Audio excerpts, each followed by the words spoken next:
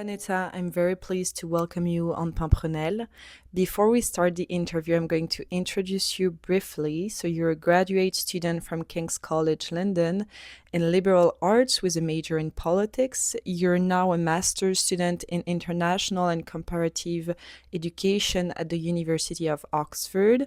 And you're the founder of A Plus Academic Assistance, which is a company that partners with high schools to deliver exclusive educational materials and comprehensive support throughout the university application process. But before we delve deeper into that, I was curious to know more about your educational journey. Were you a good student? Did you enjoy Me? school? So was I a good student? No, not in the beginning. When I was really young, I have dyslexia. And when I was younger, I really felt that I wasn't as good as all of my other classmates, like with basic things like spelling or basic math. And I kind of never viewed myself as smart. And then as I grew older, I paradoxically got better because the curriculum got more difficult. So it wasn't just assessed on your grammar, but also on how well you can write, critical thinking, things like that. And I really started liking school. I did the IGCSE program and then the IB program.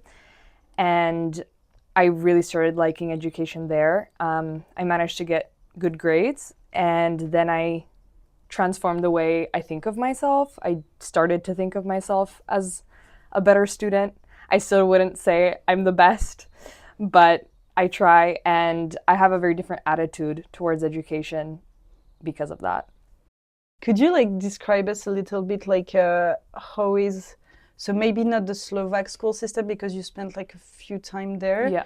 but more your educational experience in Slovakia in this international school. Did you see any striking differences? Definitely. I think it's more about the attitudes that are in the classroom. So when I was in Canada, I can talk a lot about what my parents said because they saw the bigger difference between me and my brothers who were educated in the Slovak system. So for example, when I was 5 to 9, we didn't get any homework. Or when it was little. So we would more so learn through interactive classrooms or even play, things like that. It was very normal for the teacher to say, okay, you're losing focus, let's just go outside for 10 minutes. It was very modern in that sense, even if it was just a public school. Whereas in the Slovak system, it's much more academically rigorous from the beginning. So students are very used to having a lot of homework, having a lot of responsibility from a really young age, I think. But it doesn't get that much different as you progress. Whereas then when I did IGCSE and IB, I wasn't used to having so much responsibility, and it just suddenly came all at once. And there was a lot of it. So I think the IB is known for being quite a challenging curriculum because, for example, you have 6 subjects and then so many extracurriculars, things like that you have to do. For me, it worked really well, but I know for a lot of other people, it was very overwhelming. Mm-hmm. Yeah, I understand. I'm really not familiar with the IB school system because I were not school in it. But I wonder how, I don't know if you know that, but how many people in Slovakia integrate that kind of schools? Is it Very little. okay. So in the capital, Mm-hmm. there's only one school that I know of that provides the IB for free. Okay. And the rest it's called a Slovak Maturita, which is a national exam that everybody ends when they're 18. And that's just done in all of the individual schools, and I think you usually have 3 to 4 subjects. And then you still have to do entry exams for universities in Slovakia. Versus the IB system, you have 6 subjects and a lot of extracurricular things and extra subjects. And then you use the grades you received from your IB to apply to university. From what you know from your experience in Slovakia, although you were not schooled into Slovakian schools, What do you think are like the major challenges that face like education in Slovakia? And also because you mentioned the fact that there were only one international school in the capital of Slovakia, I guess it's... There's more international schools. There's just one public school that offers because a lot of private schools offer different systems, like the IB system, A levels, Okay. things like that. But the public schools follow the national curriculum, and only one of them has the IB as an elected system where you don't have to pay for that. Okay. Was it the one you were in? No, I was in a Okay. private school. Okay, I see. And so now regarding to like Slovakian education, I've read something about this phenomenon called the brain drain. Yes. Where basically all the high level students and the high achievers rather attend university abroad, like in the Yes. UK, for example, rather than in Slovakia. So I feel like it tells a lot also about like the university system there. And so what could you say about that and about the educational system and its struggles? Yeah, so there's this discourse that education or even life in general abroad is better. I think that's pretty common in some Central or Eastern European countries. And then there's this desire to study elsewhere because people think it's a higher quality. There's a high percentage of students who study abroad. That number is a little bit, I should provide context because a lot of people go to the Czech Republic where the language is very, very similar. So you don't have to really integrate into an entire different culture, entire different system. It's very similar, but maybe it's a little bit more rigorous or seen as a little bit more progressive. And then that trickles down to the brain drain effect, where a lot of the top achieving students, or I wouldn't even say top achieving, a lot of the more ambitious students don't want to stay in Slovakia because the system is maybe seen as not as modern, or maybe it's not praised as much as universities outside. And then they want to go study elsewhere, and then often they stay there with job opportunities and so on. Okay. And so do you have any friends who are studying in a Slovakian university? I do.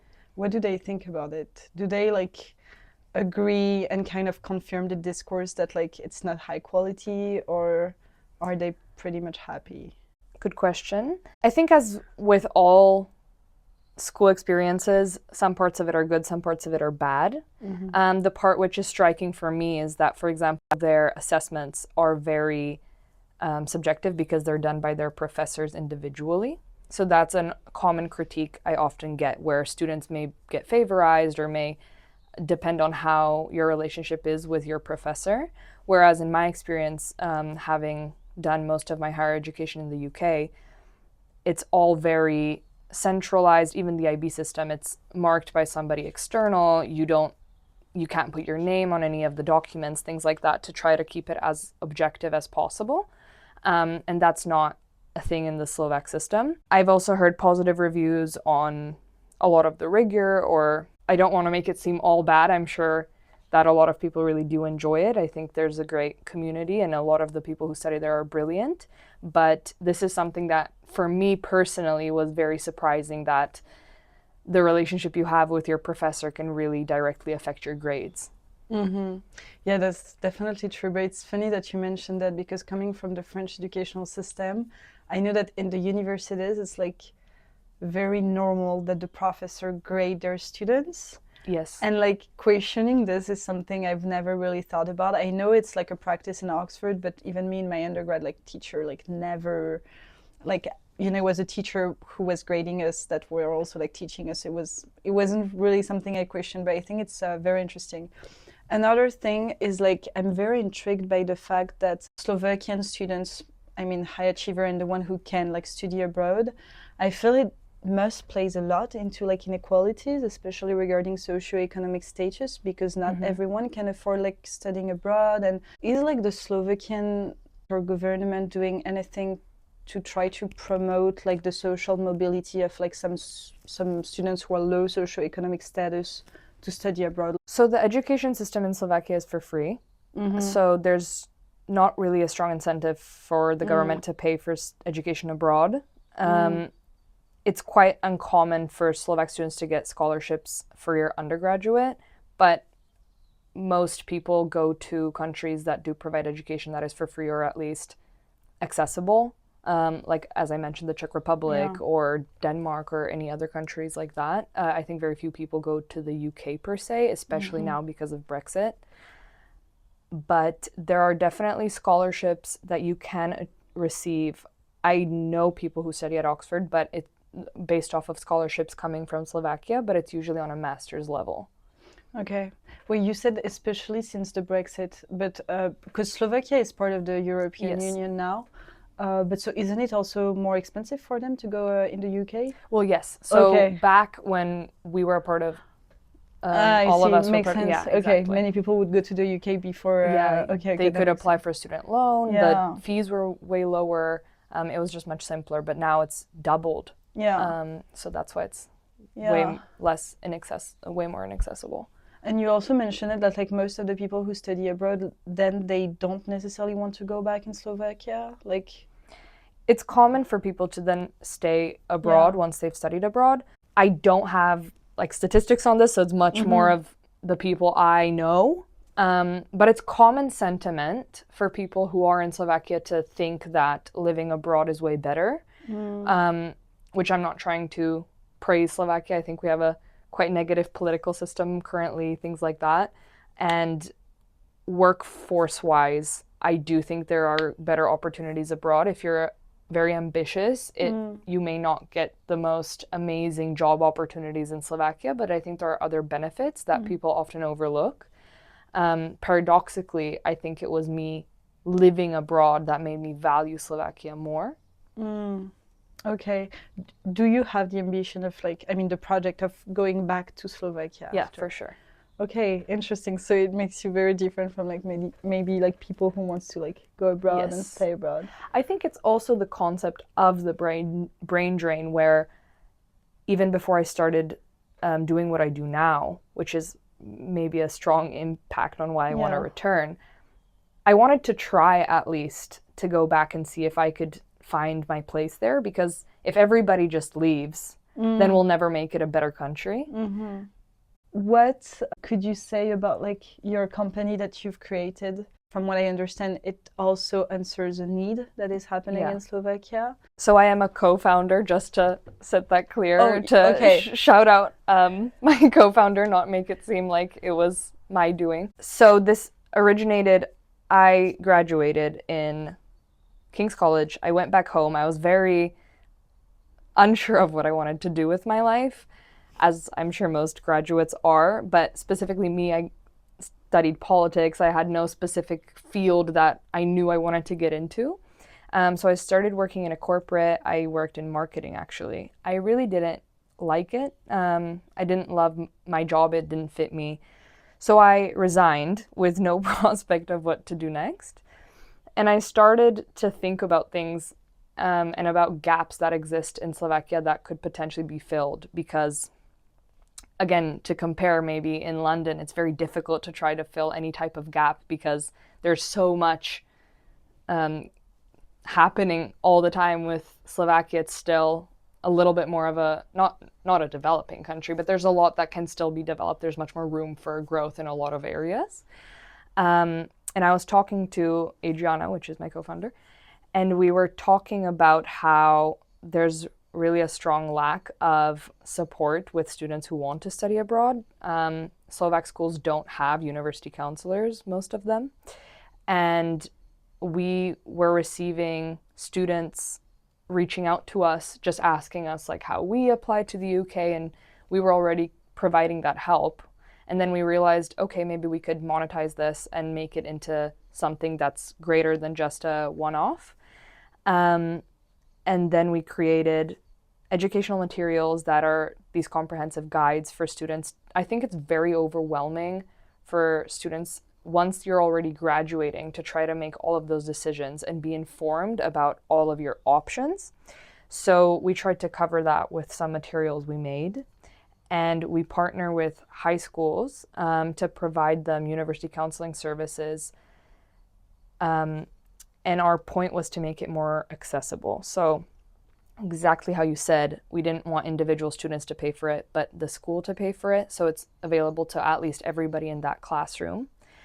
Because from my experience, often people who go to the most ambitious universities, it's because they were encouraged. It's not because they're that much more brilliant than a lot of other people applying to maybe less ambitious options, which was my case, for example. If I wasn't encouraged to apply to Oxford by my surroundings, I was really lucky to have that type of motivation. I wouldn't have, because really little people think of themselves and push themselves that much individually.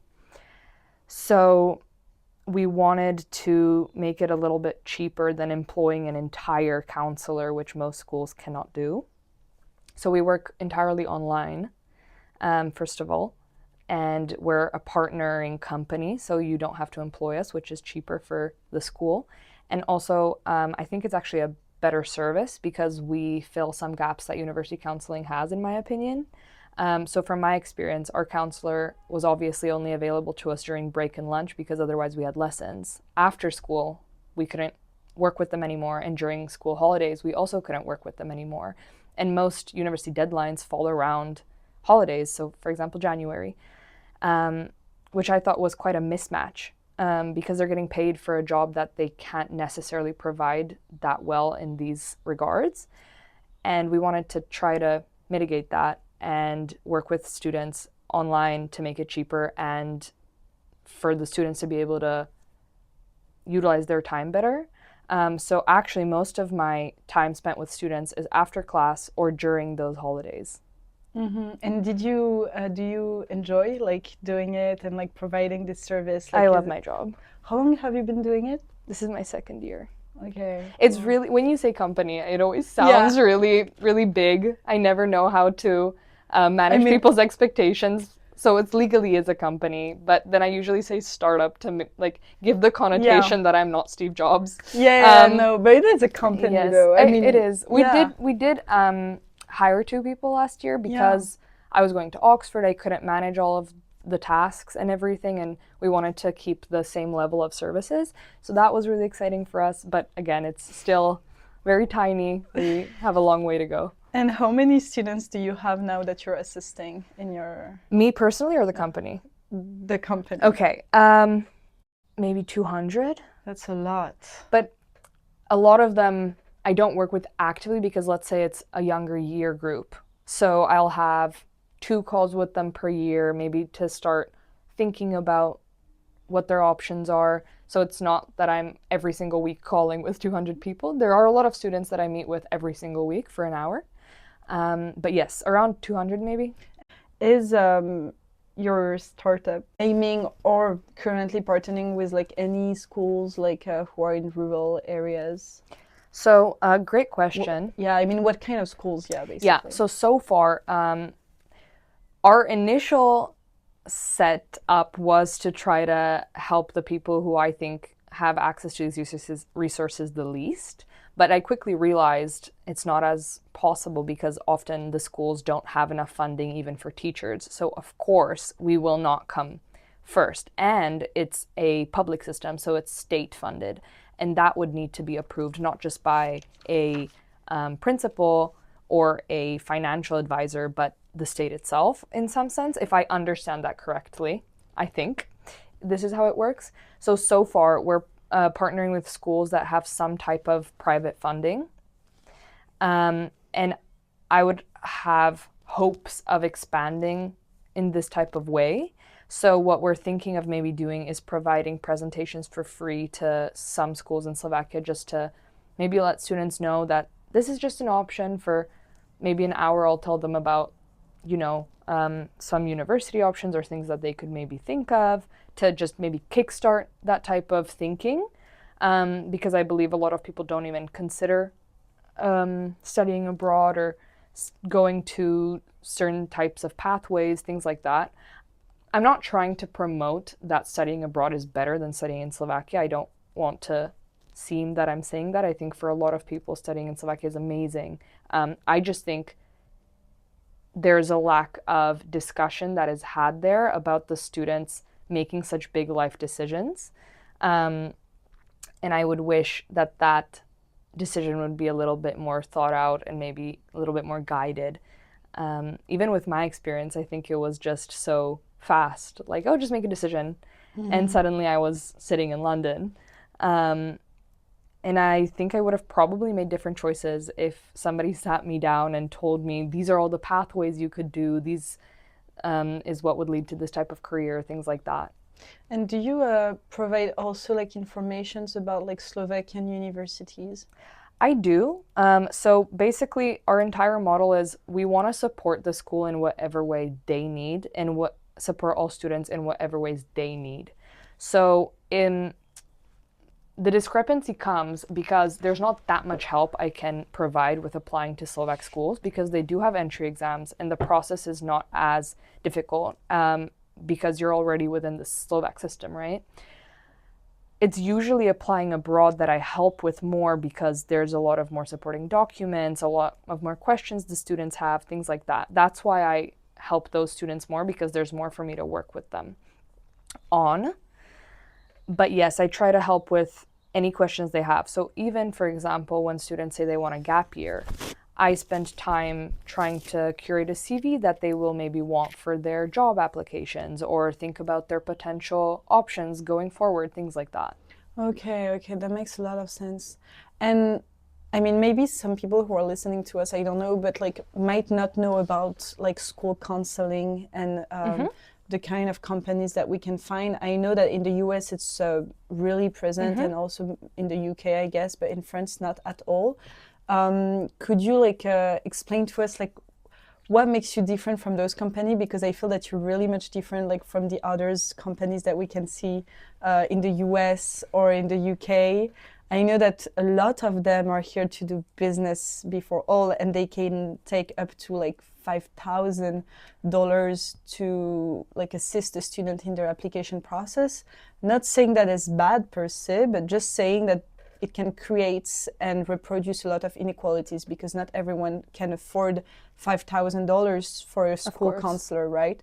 So your company is really different. So yeah, could you like just provide more context maybe for... I mean, to be honest, I don't know if we're that different right now. I think we have motive to be. Like if I would be able to curate a bigger company, I would really, really want to start tackling that issue. But so far, I don't think I'm bridging the gap very effectively. Just wanted to put that out there. But on the other hand, yes. So the reason we don't try to partner with individuals is for that reason.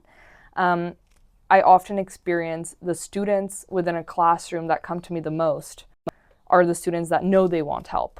What I think is valuable is me approaching students who don't think they need help. And then on the third call, maybe when they say, oh, I don't maybe even want to go study, or I don't know what I want to do, I don't need your help, then talking to them about, well, let's discuss that. These are your options, you know, having that conversation. And then maybe on the third call, they realize, oh, I actually do want this type of help, is where I see the value, as opposed to letting people reach out to me. I try to reach out to them. Okay, that makes a lot of sense. I feel this is a major difference though, because most of like the companies in the US and the UK, it's students who or parents who reach out to them, yes. And like they're not exposed to this at first. I mean, yeah, yes, yeah. I think my whole motive is even if I can help one child who maybe doesn't think they're good enough to apply to some type of university, to convince them that they should at least try, because that's the trajectory I was on. I wouldn't have applied to Oxford if I wasn't convinced, or I really needed somebody to motivate me when I was younger to tell me that you're not stupid, you just have this type of learning disability that makes you think in this way. So I think that's where I'm coming from. I would definitely like to do more for that cause than I'm currently doing, but as I said, very much in the beginning of our entire process. So I don't think we're changing the world yet, but maybe one day. Soon, very soon, I'm pretty sure. Hopefully. And is there any, I was wondering this, like how many companies like this exist in Slovakia? Is there a lot of concurrences? Because I feel it's pretty... Not that I'm aware of. Yeah. I don't know of any company currently that does this exactly. I'm sure there probably must be. And actually a question I get asked often is, well, why don't, your product isn't unique, like anybody could do that. And my answer to that is always, yes, that would be great. I think more people should do this. I'm not going to cover every school in every country, and I do think there's value in what I do. And therefore, I'm not trying to claim that what I do is better than anybody else. I do think I have the right approach, but I am not currently aware of anybody who is doing this, especially in Slovakia, in this particular way. I know there are agencies that are more like the ones in the US that help with specific applications, but I don't think there's one exactly like ours.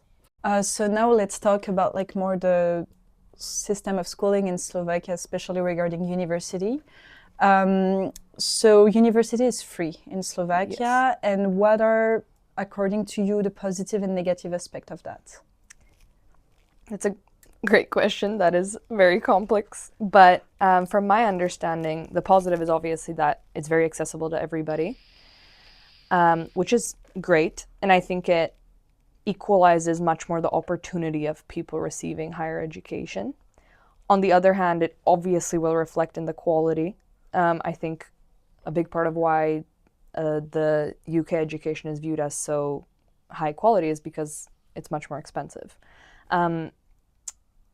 Another negative is I think the schools, I'm not exactly sure how this works, but receive a quota for each student they admit. So what happens is so many people get accepted in their first year. It's not as difficult to actually receive an offer, but then it's difficult to retain yourself within that school system. So a lot of people get expelled in the first year because they didn't pass the examinations. But this is not great because, first of all, for the student, they've just kind of wasted a year. It would be better for them to know that this is not their path maybe the first time, or I do believe that they should get another opportunity, another chance, but I think it is a little bit playing with their time. And also feelings, I would say. And on the other hand, there is way too many people accepted in the first year. So I've heard from some of my friends, specifically one of my friends who studies law, that in their first year, there was so many of them in lecture halls that there wasn't capacity for them to sit. And then so many of those people didn't make it to the second year. And then it was okay, the capacities made sense. But within that first year, it was very difficult. Mm-hmm. We have the same system in France. It's also like free to enter university, and it's very, very accessible. But then a lot of people also like give up on their education. I mean, their undergrad education, because it's complicated, too crowded, and it's not like very tailored to the students comparing to the UK or the US. But then it's also free, so it's, I totally understand those positives and negatives. Yeah, no, definitely. What do you think could be done to promote in Slovakia? Because you were mentioning also before that like there's not a lot.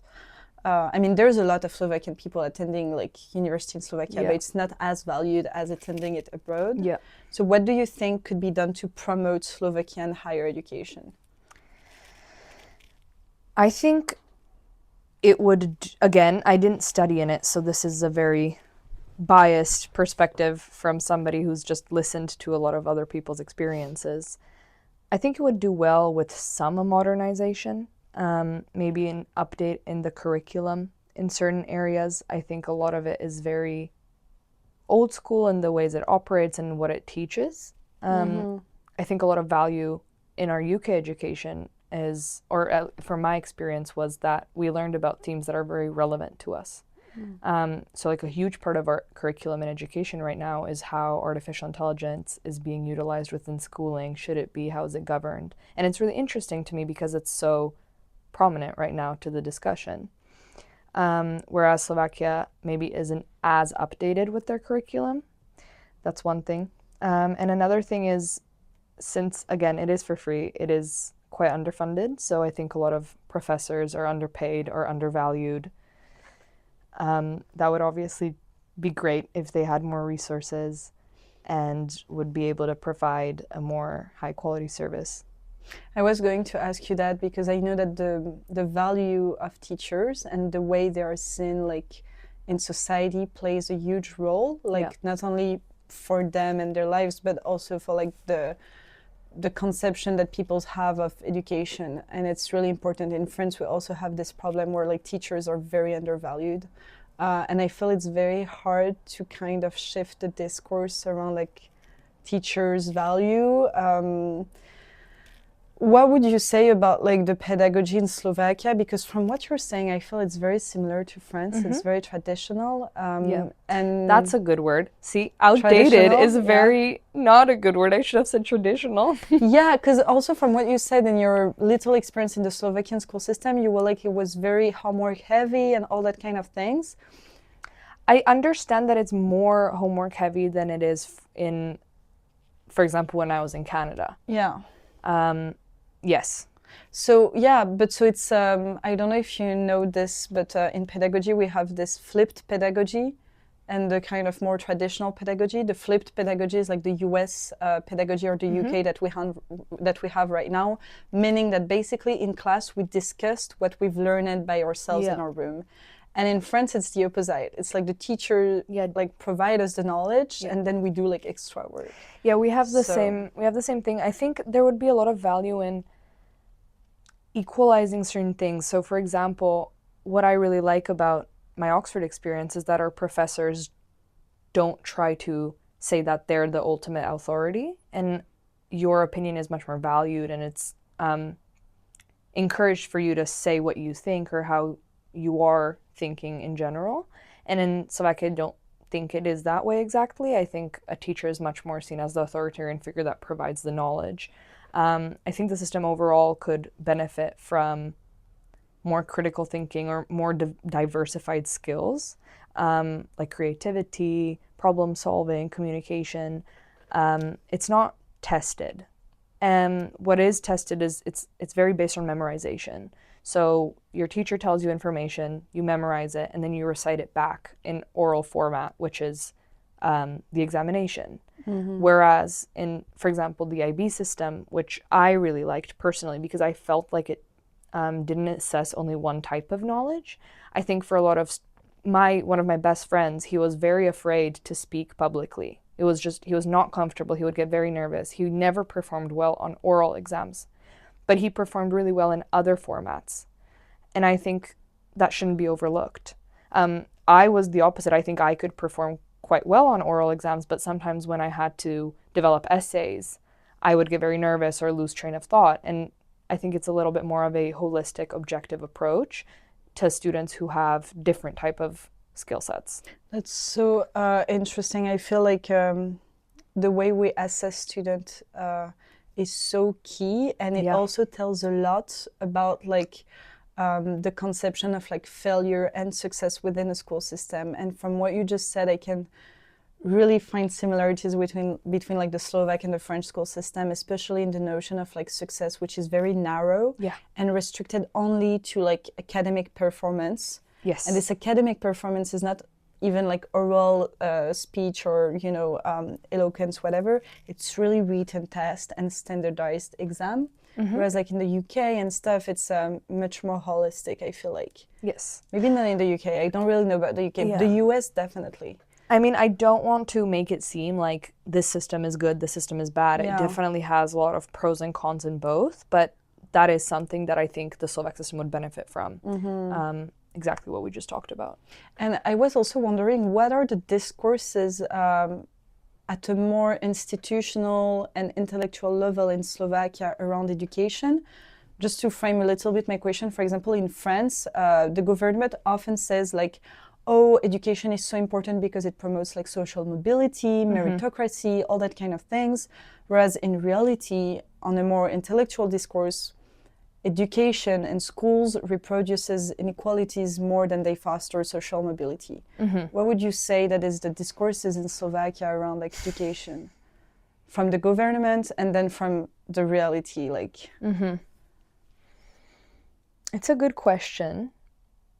I don't know if we have a very strong discourse on it. I'm sure if I listened to more of the Ministry of Education's maybe policy papers, statements, things like that, I would be able to answer that question better.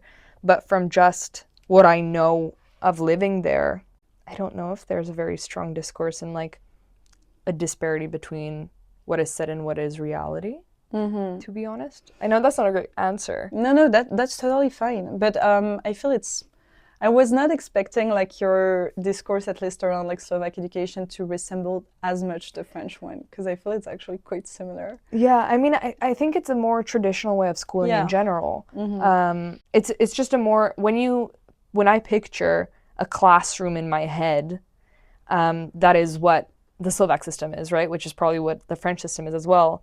So this is a very nitpicky, stupid example, but it always, I think, represents it well. So the way desks are arranged in the Slovak system is they all face the front, right? And there's the teacher and all of the students are looking at them. Whereas in the UK system, I've always been sat in a circle, like the desks are arranged within like a U or a circle, or the students face each other. And it's just little things like that that I think are different in tiny ways, but in a more, if you dig deep, there is a little bit of a difference, right? I feel, it's so interesting that you picked this example, because like a way a classroom is arranged tells a lot about the pedagogy, and the pedagogy always like tells a lot also about the ideology behind it. Yeah. And talking about ideology, I've noted this question that I think can be interesting to dig in, is like, how does the post-communist reforms and also the integration of Slovakia within the European Union impacted, according to you, the Slovakian educational landscape? So I think you'd assume more than in my understanding it did. Of course, once communism fell, the doctrine within schools was removed.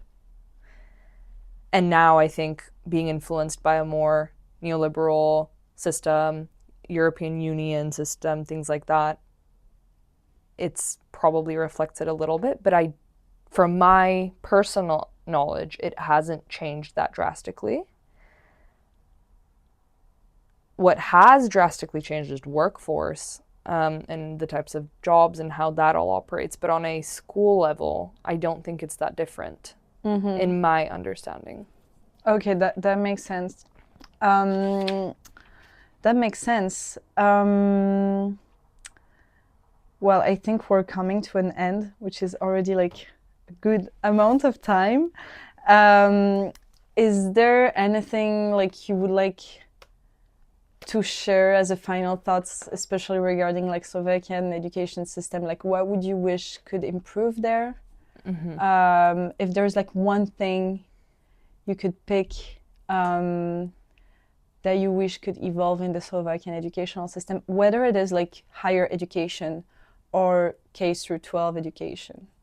Wow. I think just in line with my job, I'm very focused on this topic now because it's what I work in and also what I study right now, and my dissertation all revolves around this. So I think that's why I'm focusing on this. But I think individual ambition is really important, and pushing yourself and believing in yourself and not being defined by a grade or a failure or anything like that. And I think could be a little bit more encouraged within the Slovak system. So I would hope that more people would believe in themselves and take risks. And yeah, I'm getting very cheesy now, but it really changed my educational experience and the way I view it and what I've learned. So I wish more people had that same trajectory. No, I see. That's amazing. I feel it's also a question I like to ask. I did not ask it to you, but I have to actually. Did you have a dream when you were little? Wow, that's also a great question.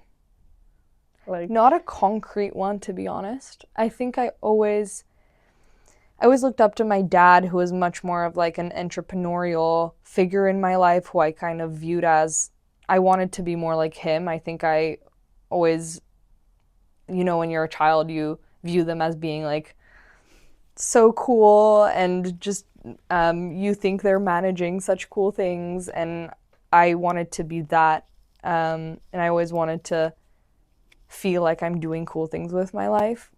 which so far I hope I am, but nothing like very concrete. I always had very like silly dreams. I was like, oh, maybe I would love to be a professional horse rider. So none of that is being fulfilled, Okay, but the okay. more like deeper essence, I do think my younger self would be proud of me now. Okay, that's the principle, I feel like. Because basically the link I'm trying to make between this question and like this entire discussion about education is like, to what extent does our education took into consideration our dreams when we were little? Because I feel like those dreams are often like neglected, and like, you know, children's voice is also often neglected in like any processes in education. So So for me, I would actually, sorry to cut you off. yeah, no, of course. So for me, I would actually turn that around. I think when I was a child, I didn't even dream much because I didn't think of myself as very capable. Wow. I didn't think of myself as doing really well. So I didn't have those ambitions. Okay. I didn't really conceptualize myself in that way.